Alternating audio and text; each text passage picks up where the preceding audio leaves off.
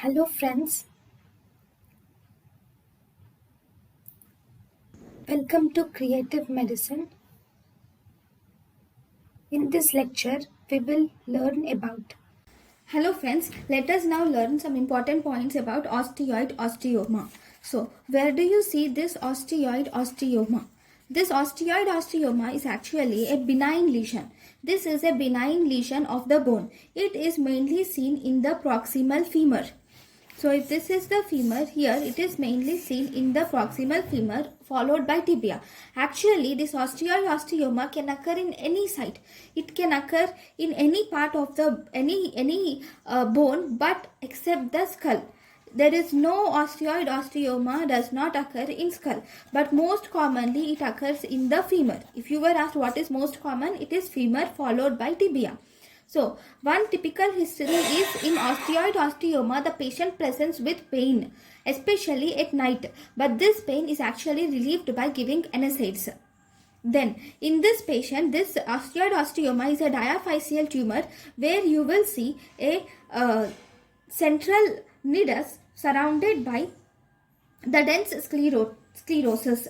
So, here this is a diaphyseal bone density is seen where you will see dense sclerosis and cortical thickening occurs. And there is a nidus in the middle surrounded by sclerotic bone formation.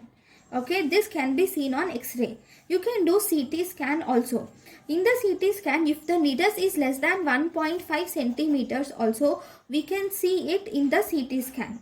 Then you can also do technetium bone scan. Okay, technetium bone scan can be done. Technetium 99 bone scan can be done. So with the help of that, you will see that there will be increased uptake in this area.